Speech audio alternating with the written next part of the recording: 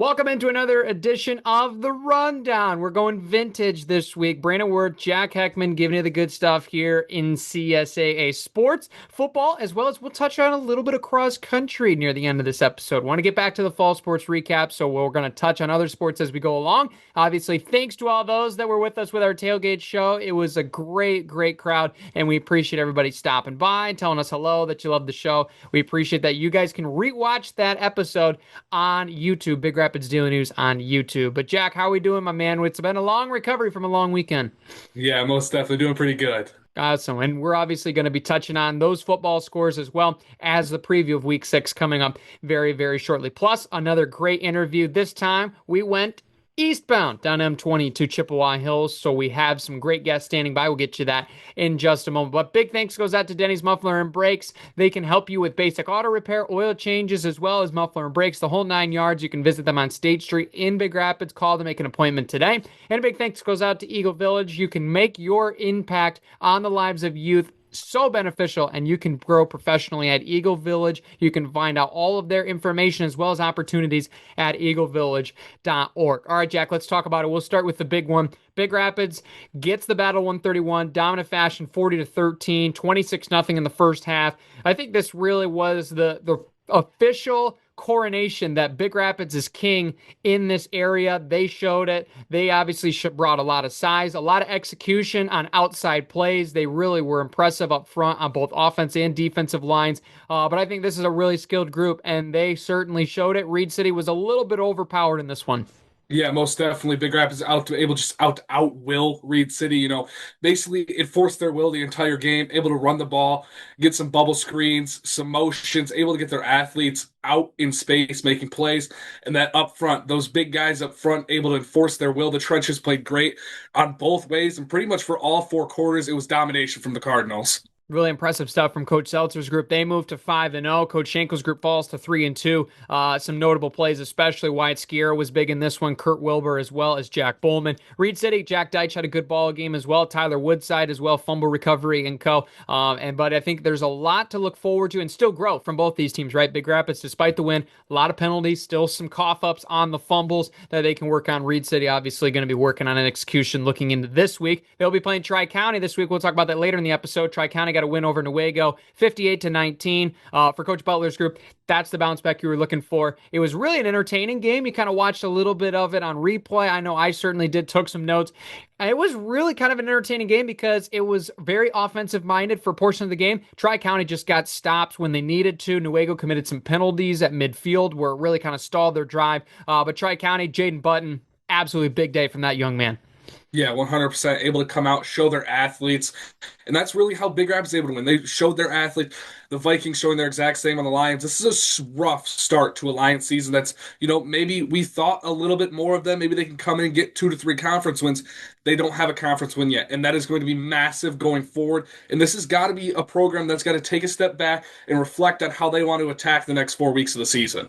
We'll see what Coach Lang has in mind. He's still got a lot of athletes there on the offensive and defensive side of the balls. They just need to make sure they can get stops. And they're going to have an opportunity this week. A big one, an M37. We'll cover that later on in the episode. They're going to be playing Grant, who took a loss to Chippewa Hills, the focal point of this episode, 34-13. Really big day for the offense. They really controlled the line of scrimmage.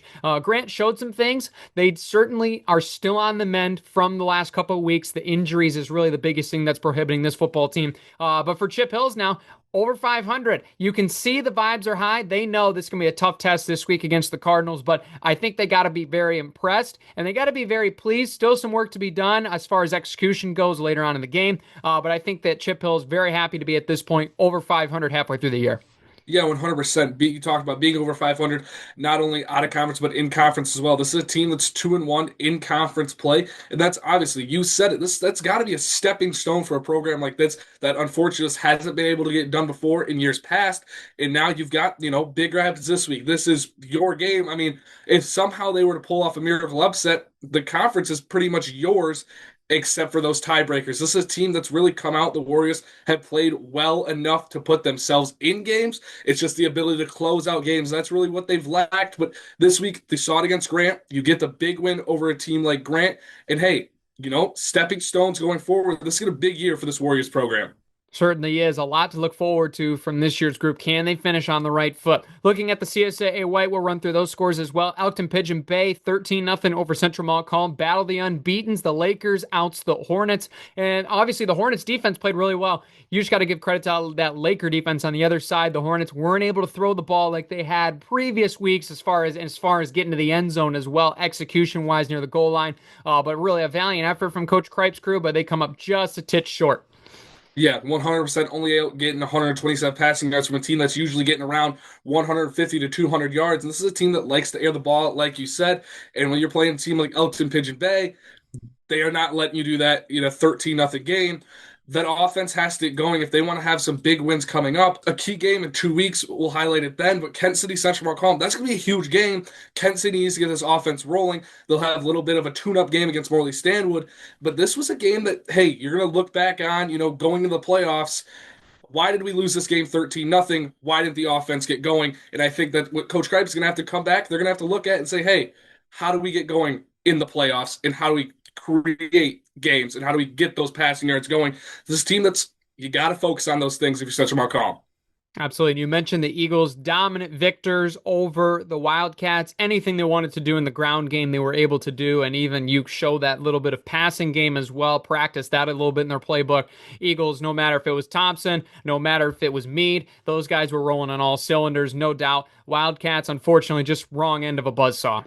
Yeah, 100%. This is a team, Eagles, they are going and they are rolling. 30 points in the second quarter alone. You're up 54-0 at half. This is a team that wanted to score points, wanted to inflict their will on this Wildcats team, and that's exactly what they did, winning by a large margin, just going out and scoring 355 rushing yards only on 35 carries. That's an absurd stat to look at when you're looking at yards per carry, and that's the identity going forward. The Eagles, they're going to run the ball. They're going to try to inflict their will on you. It's just a matter of if you can stop them and how you stop them. Indeed. And last game we're looking at Morley Stanwood, dominant victory over White Cloud. Indians just can't get any luck on their side this year. They know that this is a really tough year, but for Morley Stanwood, have to be a little bit of a morale pleaser putting up 52 against the Indians. Yeah, 100%. This, you got to get those wins. The games that are in front of you, you go out, you win them. Getting a 52-0 win, like you said, that is a morale booster on a White Cloud team that's morale is probably as low as it can really get on the season. Yeah, we certainly wish the best of luck to them, and we'll see what the rest of the season has in store. That is our Week 5 recap. We'll get to our Week 6 preview here in just a moment, but before that, we have an exclusive interview with Chippewa Hills football program head coach Mark Pelong and quarterback Hunter McGuire. Now joining us here on the show, we have Chip Hills head football coach Mark Pelong as well as quarterback Hunter McGuire. Guys, thank you so much for joining us here on the Rundown. Thank you. Thanks for having us. Absolutely. Coach, we'll start with you. 3-2 above 500 to start the year in this first 5 games. Just talk about what you've seen from your team this year and some of the games so far. The kids have really bought into what we're asking them to do at practice, and the results are showing on the field. We've been able to establish a pretty strong running game, and like a lot of teams with high school football, if you could run the ball, you can be successful. Absolutely. And Hunter, especially for you guys in the locker room, I'm sure the morale's very high, above 500 to start the year. I know you've had a big start to the year so far, as well as other guys like Clay. Just talk about the vibes in the locker room going into this week. Yeah, everybody's been getting more excited as we win more games, and just been able to become more of like brothers. Absolutely. And Coach, I know we'll start with you. Big week this week with Big Rapids on deck. You guys are hosting them. What have you seen from the Cardinals, and what are you hoping out of this game from you and your team this week? They're pretty dynamic in all phases of the game. It's going to be we've talked about kind of climbing a mountain this week, and it's going to be a pretty big climb. It's something that we're welcoming the challenge. Look forward to a competitive game Friday night. Absolutely. And Hunter, for you guys and your teammates, I know this is a big game. Just talk about the ability for you guys to not only play a big game like this against a really quality caliber opponent, but also the fact that you're going to do it at home this year rather than go to Cardinal Stadium. I'm really excited for the challenge, take on a good team, hopefully have a good outcome. Absolutely. And coach, when you look at the identity of this year's team, I know it's already been a huge improvement from last year. Just talk about the things that you guys have bought into, as well as what you see from this year's team as an already improvement from last year. One of the biggest improvements overall is the morale in the locker room. It's very positive. Like Hunter alluded to, they talk about being a brotherhood almost daily in practice. And that continuity has really helped us maybe sidestep some of the, just like in every football game, there's going to be ups and downs, and we're able to kind of sidestep, the downs of a football game because they have grown to trust each other a lot more, and also our ability to run the football. We have a really good quarterback in Hunter. He can throw the ball around as good as anybody. But our ability to run the ball this year has definitely helped. For sure. And Hunter, for you personally, I know you've had a big year. Just talk about what you've been able to do in the offseason so far and being able to take that step forward, as well as what you've seen from your teammates to help you along the way. Yeah, for off season, just worked on getting bigger. Ran track in the spring, so gotten faster, and I feel like it's shown on the football field. Absolutely. Well, I appreciate you guys coming on the show. I'll give you one last thing here, Coach. Talking to the Warrior fans, I know they've been by your side this year. They're going to probably be out and out in a big way on this Friday night. Just talk about the excitement that you'll see with a home crowd against this Big Rapids team this week. Yeah, it's going to be a great night. The weather's going to cooperate. It's going to be 80 degrees and sunny. First part of October, that's pretty unheard of. So it's going to be a great night, and we look forward to a lot of great support from our family. Absolutely. Well, thank you guys so much for joining us here on the show, and good luck this week against Big Rapids. Thank you. Appreciate it. Big thanks to our friends from Chippewa Hills for joining us here on the show. They got a big game this week, Jack. We'll start right with that one. I think it's going to be a really interesting tussle. Big Rapids at Chip Hills. See, the Cardinals got to make the drive, so a little bit of favor in the Warriors, but they're going to have to be as good, if not better than they have all season long at execution, if they're going to have a chance against this Cardinal team that just shows they have been overpowering everybody that's in their path this season. Yeah, 100%. And that even goes with saying the amount of penalties the Cardinals are committing. But you said it, the Chippewa Hills is going to have to play their A game. They're going to have to play the best football they've probably played in years. For them to pull off this win, it's going to be McGuire's going to have to be firing on all cylinders. This offense is going to have to be moving down the field, not only running the ball, but the passing game has to get going. That's how you expose this weakness of this Cardinals team. And the Cardinals really haven't played a team that's been able to expose that. And we'll see if the Warriors can do that this weekend. Yeah, you're going to need to see guys like Clay Farrell having big days, whether it's on the ground or through the air. Hunter McGuire is going to have a lot of yards and a lot of big third down conversions. Tri-County at Reed City. This is a big one, right? Coach Butler's crew really on their high horse after last week. Reed City a little bit down, beaten up after that Big Rapids rivalry loss. But for them, going back home is probably the best medicine for them, especially some of those backs looking for Kason Kopic, Andrew Kianis, and those guys to have a big day. And for Tri-County, can you utilize Jaden Button as well as Chase Keller as much as you can offensively and see if you can try to turn this into a track meet and give Reed City all they can handle? Yeah, 100%. This is a battle of the two teams that seem to be on that second tier behind Big Rapids in the conference. These are both teams that you could say got blown out. Tri-County obviously blown out by a lot more than Reed City was by Big Rapids. But this is a team, like you said, if Tri-County gets those athletes on the outside playing a good brand of football, it's going to be hard for Reed City to stop them. But then it goes back to the thing is Tri-County going to be able to stop the run? Because if they can't, it's going to be a long game for the Vikings. Indeed. Looking at the rivalry game, N37, it's Newaygo and Grant. Now, obviously, the records don't look great, but it's still going to be a rivalry game. And it's almost just as, if not more, a pride game than anything for both these teams, right? For Newaygo, how well can Sebastian Belanger play? How can you look on the other side? Look at guys like Olbanoff for Grant. How are they going to play and counter? I mean, this is going to be a heavyweight fight between two beaten up, slightly down in the dumps programs that know if there's any win this season, this is really going to be based off of their projections. It might not be a playoff book they're looking at. It's winning this game on Friday night that matters most.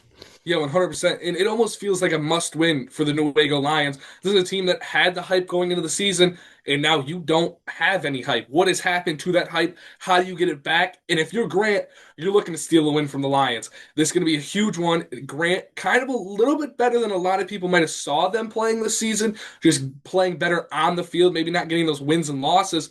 But this is definitely an intriguing matchup. I think the best matchup goes back to that was Coyotes and Vikings. But the Tigers and Lions, this is a matchup that's, kind of just an odd one, if you will. It's a matchup that doesn't really make sense, will be a good football game somehow.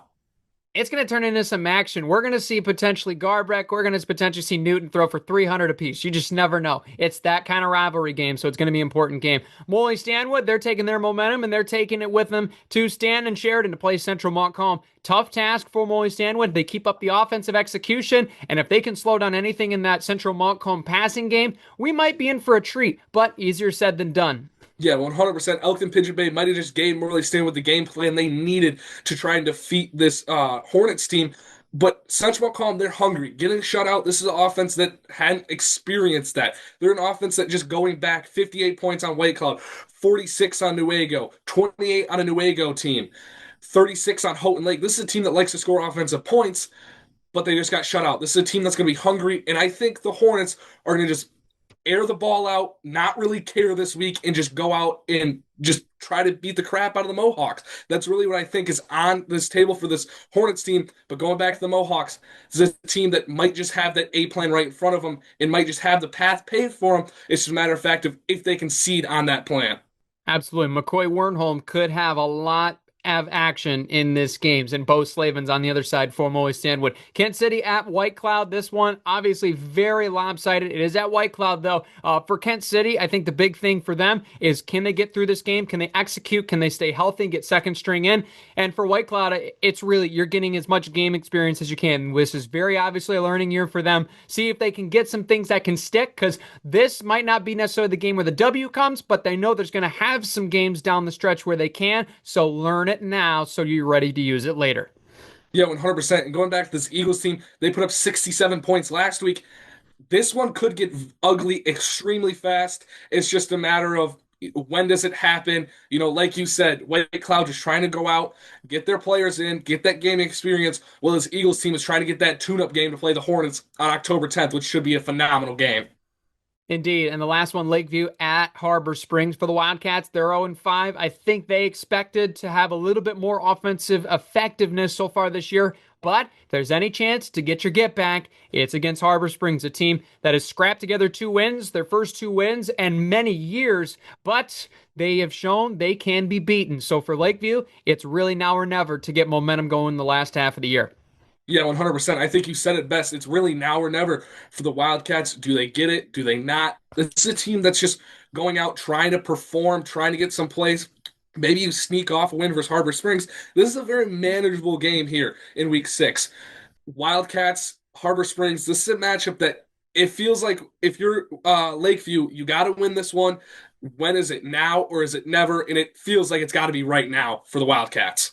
Absolutely. Those are our week 6 games. Before we get into cross country, big thanks to rivalsmi.com. You can get seasonal merch right now for Halloween, as well as local rivalry gear, rivalsmi.com for more information, as well as big thanks to Dazos Digital. Target your target audience with the experts at dazosdigital.com. Help your small business stand out above the fray with dazosdigital.com. Let's take a look at cross country here. 1 meet in the books. We actually have one that's happening today as we're recording this episode, so we're going to throw those results for you here on your screen right now. But I think the big thing here, Jack, you look at where some of these teams are. I mean, for the boys' side, Tri-County, Coach Rackley, that crew, they have the depth, showing some of those guys, Kellen Monreal, as well as Rocket Wilson, those guys up at the top, Alex Culver. They show to be very impressive. Paul Saladin looks to be a potential conference champion runner right now as far as where he's been for that Reed City program. And Big Rapids with Lucas Albright and co. Those seem to be the top 3 dogs in the boys' red division.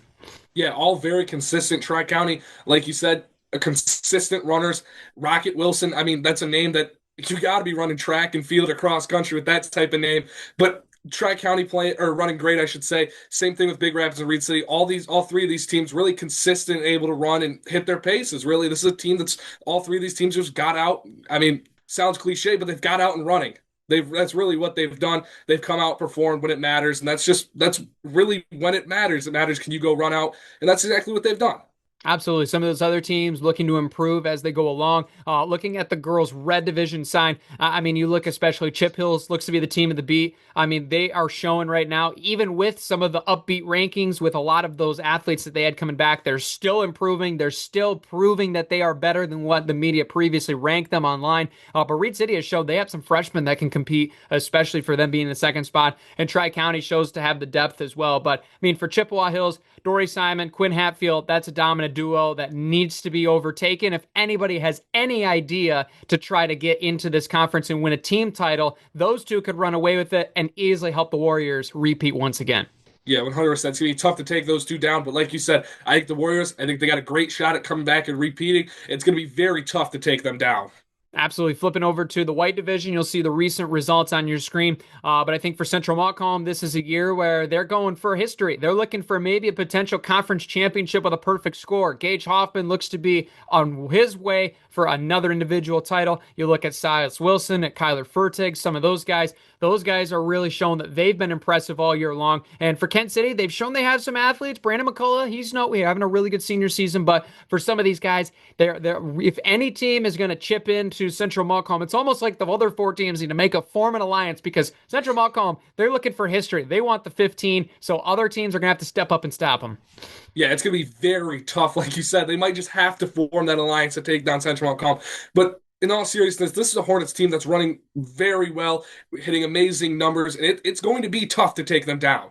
Indeed, you look at Lakeview as well. They have shown some progress and some improvement as well. And White Cloud, they're smaller, but they've been a little bit scrappy with a lot of their meets. We'll see if they have upcoming. But looking over at the women's side, Eliana Max looking to be right now the standout for Kent City.